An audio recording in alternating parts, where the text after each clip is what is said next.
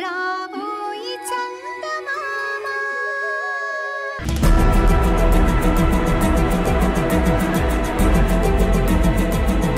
Doctor, ఒళ్ళంతా కాలిపోతోంది.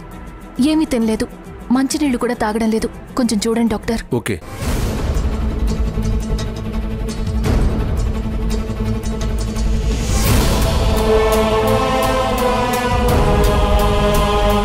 భరత్, భరత్,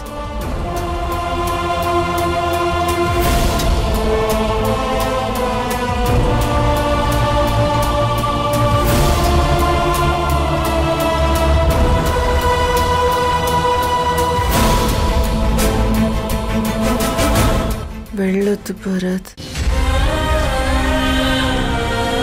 భరత్, భరత్, ఎక్కడున్నావు భరత్, ఎక్కడున్నావు భరత్? ప్లీజ్.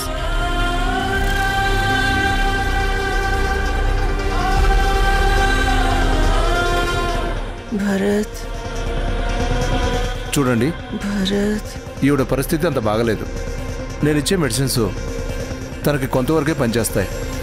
తను మెంటల్గా బాగా డిప్రెషన్లో ఉంది.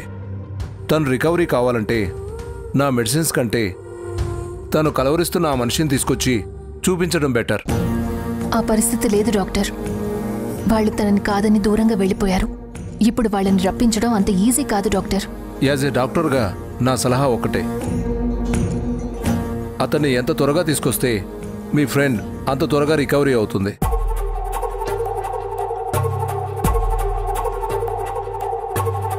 చూడండి, ఈ టాబ్లెట్స్ ప్రతి 3 గంటలకు ఒకసారి ఇవ్వండి. టెంపరేచర్ బాగా ఎక్కువగా ఉంటే తడిబట్ట నుదుటి మీద పెట్టండి. అలాగే ఆవిడని కన్విన్స్ చేసి ఏదోలాగా ఫుడ్ తినిపించే ప్రయత్నం చేయండి. లేదంటే గ్లూకోజ్ లెవెల్స్ పడిపోతాయి. ఆ తర్వాత చాలా ఇబ్బంది అవుతుంది. Bharat, Bharat, take care. భరత్, భరత్, రుద్ర, రుద్ర,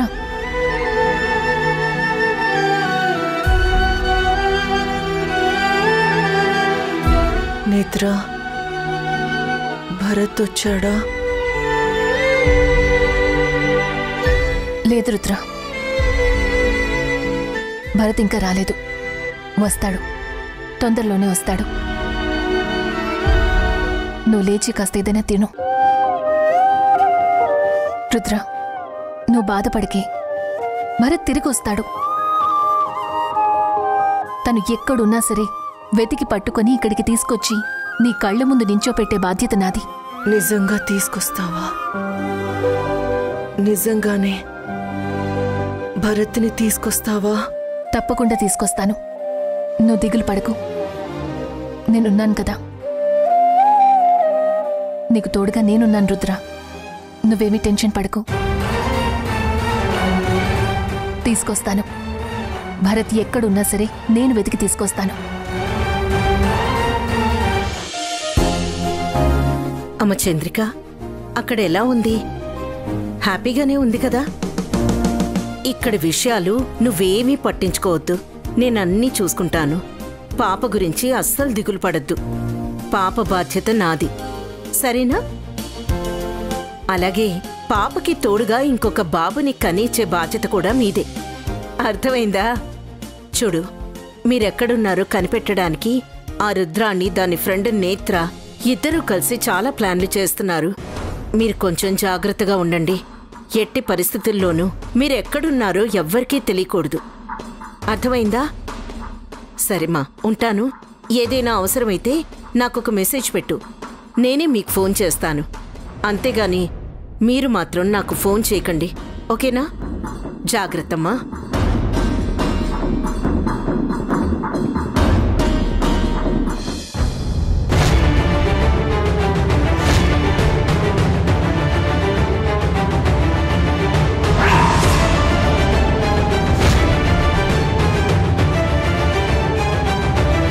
ఏంటి నేనెప్పుడు ఏం చేస్తున్నానని అబ్జర్వ్ చేయడానికి వచ్చావా?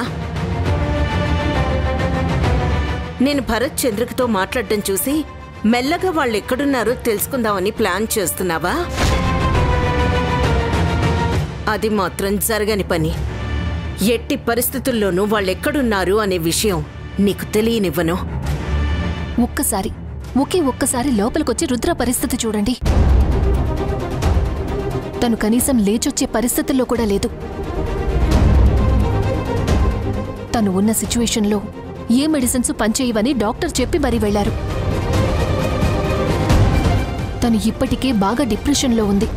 దయచేసి ఒక్కసారి భరత్ని చూపించండి. ఒక్కసారి తనతో మాట్లాడించండి.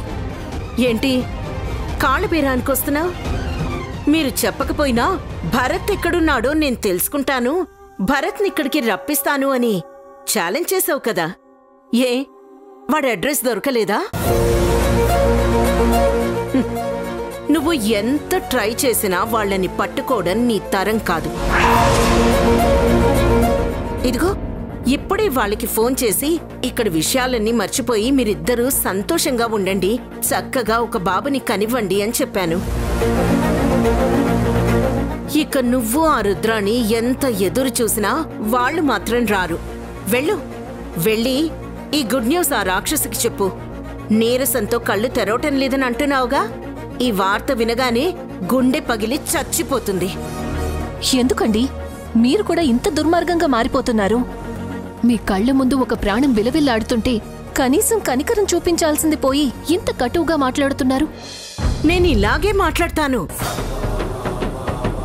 ఎందుకంటే రాక్షసుల మీద, క్రూర మృగాల మీద కనికరం చూపించేంత గొప్ప మనసు నాకు లేదు. నీ ఫ్రెండ్ నీ గొప్పేమో, నాకు కాదు. నా దృష్టిలో అదొక దుర్మార్గురాలు, భార్యాభర్తల్ని విడదీసే రాక్షసి. అలాంటి దాన్ని సపోర్ట్ చేసే నిన్ను కూడా అలాగే చూస్తాను. మీరు నన్ను ఏమనుకున్నా పర్వాలేదు. I'll never mind. కనీసం భరత్ చంద్రికలు ఇంటికి ఎప్పుడు వస్తారో అదైనా చెప్పండి. అప్పటి వరకు ఆ రుద్రకి ఏదొకటి చెప్పుకుంటాను ప్లీజ్. అంటే ఇప్పుడు నీకు భరత్ ఇంటికి ఎప్పుడొస్తాడో చెప్పాలి, అంతే కదా? సరే చెప్తున్నాను విను. భరత్ ఇంటికి రావాలి అంటే నీ ఫ్రెండ్ రుద్రాణిని చచ్చిపోమని చెప్పు.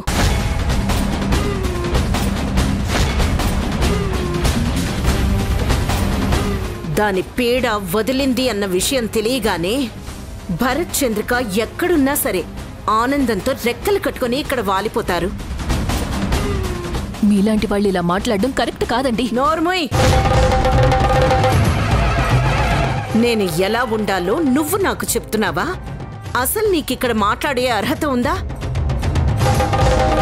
డ్రామా ఆడి నా కోడల్ని మోసం చేశావు. అన్యాయంగా నా కొడుకు చేత ఆ రుద్రాణి మెళ్ళో తాళి కట్టించావు. ప్లాన్ చేసి నువ్వు ఆ రుద్రాన్ని ఈ ఇంట్లో తిష్ట వేశారు. అవన్నీ తర్వాతండి. ముందు రుద్ర ప్రాణాలు కాపాడితే ఆ తర్వాత మీరు ఎన్ని తిట్టినా పర్వాలేదు. ముందు దయచేసి భరత్ని ఇంటికి పిలిపించండి. అది మాత్రం జరగని పని. భరత్ మళ్ళీ ఈ ఇంట్లో అడుగు పెట్టాలి అంటే రుద్రాణి చావాలి. దాని చావు వార్త విని నేను ఫోన్ చేసి భరత్కి చెప్పాలి. అప్పుడే వాళ్ళిద్దరిక్కడికి వస్తారు. అర్థమైందా? వెళ్ళి చేసిన తప్పులకి ప్రాయశ్చిత్తంగా ఈసారి బ్రతకకుండా చచ్చేలాగా ఒక డెసిషన్ తీసుకోమని చెప్పు.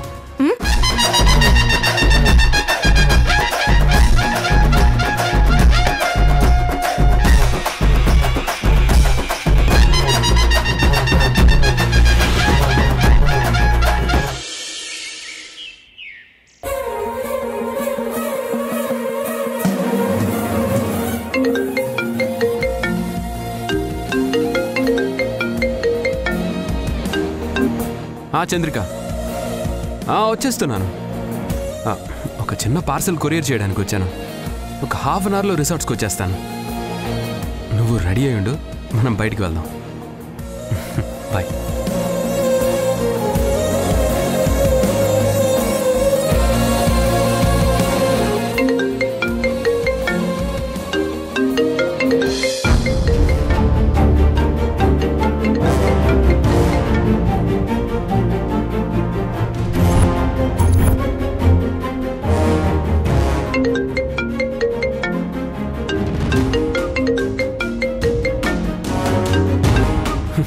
అసలు ఏంటి నేత్ర నీ ప్రాబ్లం? ఎందుకు పదే పదే ఫోన్ చేసి మమ్మల్ని విసిగిస్తావు? అసలు నీకేం కావాలి? మీరు వెంటనే ఇక్కడికి రావాలి భరత్ గారు. రుద్ర పరిస్థితి ఏమీ బాగోలేదు. మీకోసం తను కలవరిస్తోంది.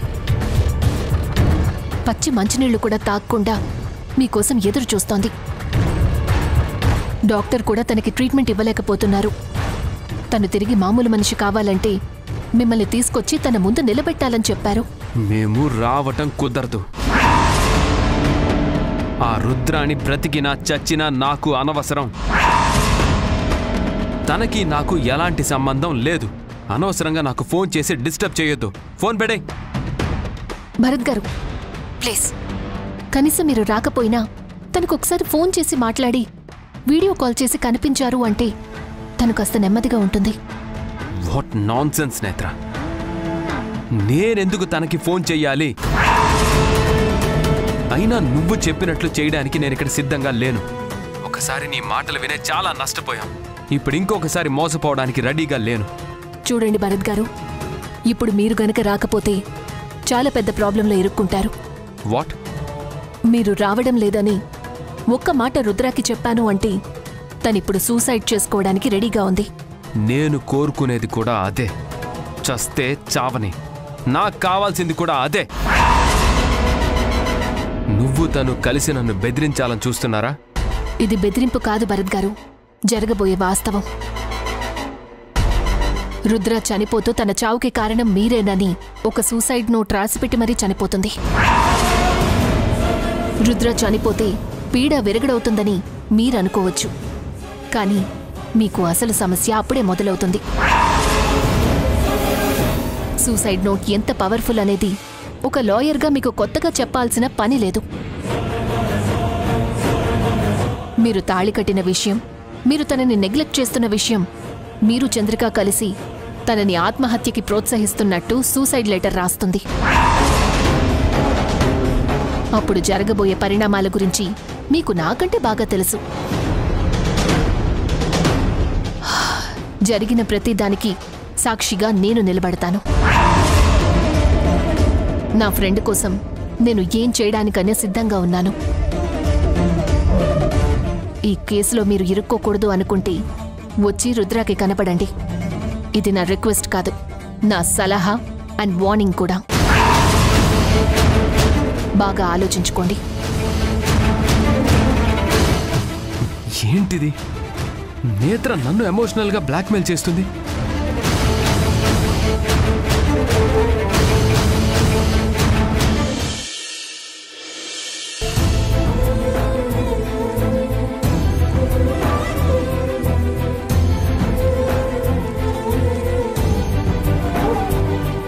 రుద్ర, ఏంటి నిద్ర?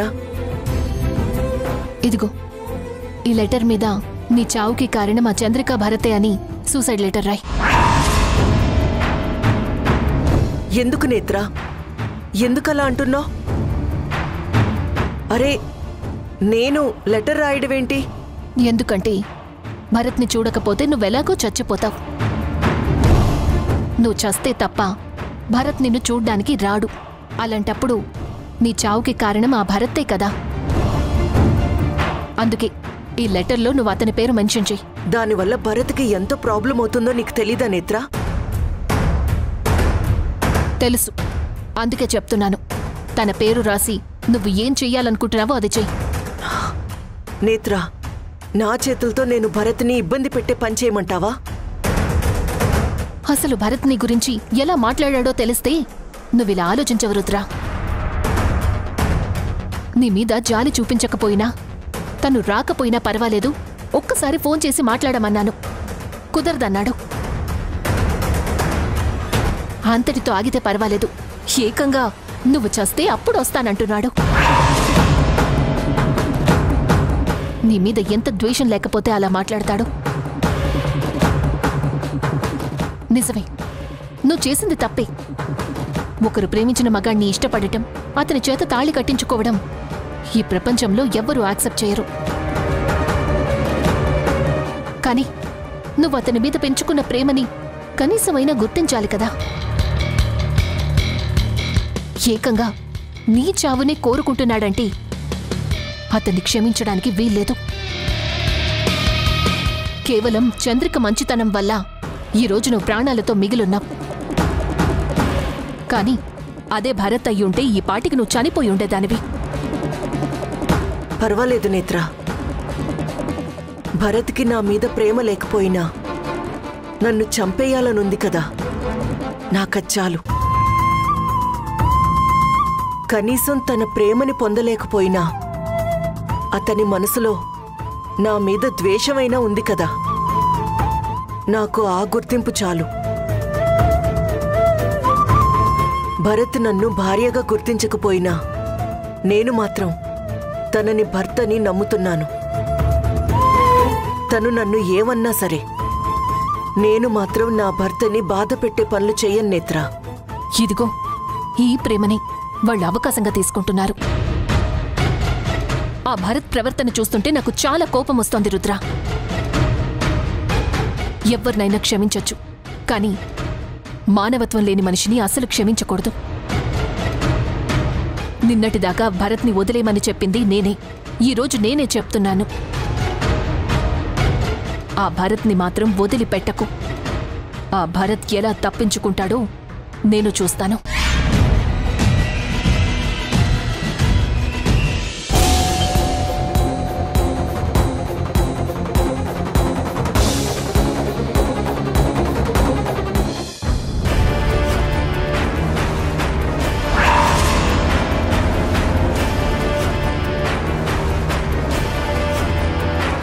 మీరేంటమ్మా ఇలా వచ్చారేంటి?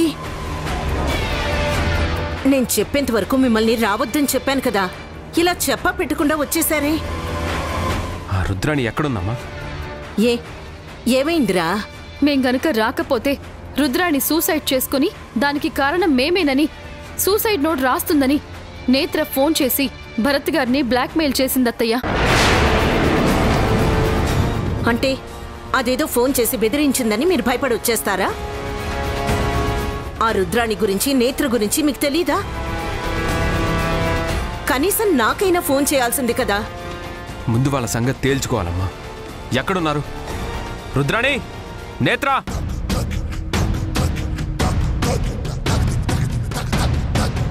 ఏంటత్తయ్య మాకీ కర్మ? ఎక్కడికి పోయినా వీళ్ళ న్యూసెన్స్ మాత్రం తప్పడం లేదు. ఇది తనంతట తానుగా వచ్చిన కర్మ కాదమ్మా. నువ్వు ఏరి కోరి తెచ్చుకున్నది అనుభవించాలి, తప్పదు.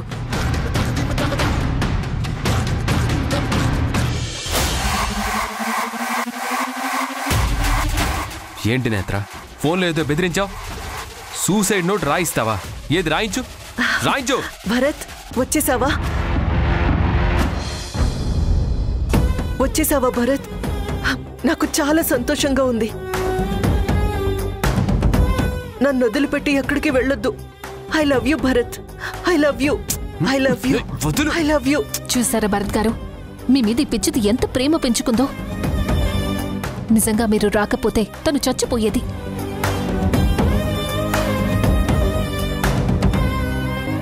అది మీరు పోసిన ప్రాణం. దాన్ని నిలబెట్టుకోవాల్సిన బాధ్యత కూడా మీదే. మీకోసం తను ఏం చేయడానికైనా సిద్ధపడుతుంది. ఆ విషయం మీకు తెలుసని నాకు కూడా తెలుసు. కానీ తను అలా వదిలేసి వెళ్ళటం న్యాయం అంటారా? ఏంటి నేత్ర, నువ్వు కూడా రుద్రాణితో కలిసి చీప్ ట్రిక్స్ మొదలు పెట్టావా? ఇప్పటి వరకు నీ మీద ఒక చిన్న గౌరవం అంటూ ఉండేది, ఇప్పుడు అది కూడా పోగొట్టుకున్నావు. మీరు నాకు గౌరవం ఇవ్వకపోయినా పర్వాలేదు చంద్రిక గారు, కానీ రుద్రాన్ని ప్రాణాలతో బ్రతికిస్తే అంతే చాలు. తను బ్రతికి ఎవరికి ప్రయోజనం? తన వల్ల మనశ్శాంతి ఎవ్వరికీ లేదు. ప్రతి క్షణం తన వల్ల మేమందరం బాధపడుతూనే ఉన్నాం. అలాంటప్పుడు తను బ్రతికితే ఎంత, చస్తే ఎంత? సూసైడ్ లెటర్ రాసుకొని చచ్చిపోతానన్నావంట కదా, చావు. నీ ఎదురుగానే ఉన్నాను. నీ చావుకి కారణం నేనే అని అవసరమైతే వీడియో వాంగ్మూలం ఇచ్చి చచ్చిపో. ఏమండి, మీరు ఆగండి. చూడు రుద్రాణి, నేను అప్పుడు చెప్పాను, ఇప్పుడు చెప్తున్నాను, నీ మీద కేవలం ఆయన జాలితోనే తాళి కట్టారు. అది కూడా నువ్వు చనిపోతావని తెలిసాకనే సుమంగళిగా పంపించాలని తాళి కట్టారే తప్ప నిన్ను భారీగా చేసుకోవాలని ఆయన మనసులో లేదు. ఇప్పటికైనా నువ్వు అది అర్థం చేసుకొని మాకు అడ్డు తప్పుకుంటే నీకే మంచిది. ఇలాంటి వాళ్ళతో మాట్లాడి చంద్రిక. తనేంటో తన క్యారెక్టర్ ఏంటో మనకి తెలియంది కాదు.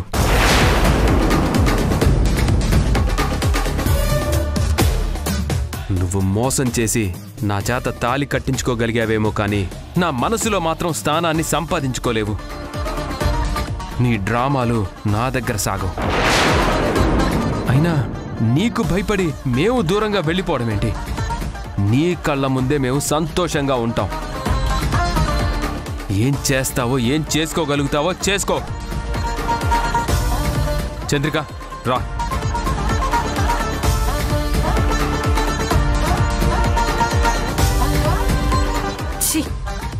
ఏం బ్రతుకులేమివి? అందరి చేత చీ కొట్టించుకున్నా మీకు సిగ్గు శరం అనేవి లేవా? నా కొడుకు చెప్పిందే నిజం. నీకు భయపడి వాళ్ళిద్దరిని దూరంగా పంపించాల్సిన కర్మ నాకేంటి? వాళ్ళిక్కడే ఉంటారు, నీ కళ్ళ ముందే సంతోషంగా ఉంటారు. వాళ్ళని చూసి కుమిలి కుమిలి చావు. దరిద్రం వదిలిపోతుంది.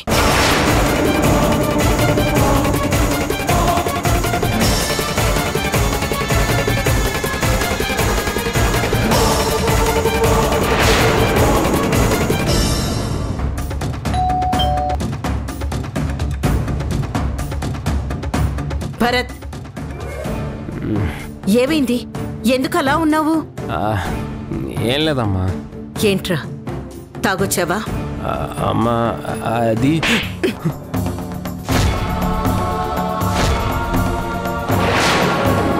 ఏంటత్తయ్య, ఏమైంది? ఇంకా ఏం కావాలి? ఇంట్లో ఇన్ని సమస్యలు పెట్టుకుని పీకల దాకా తాగొచ్చాడు నీ మొగుడు.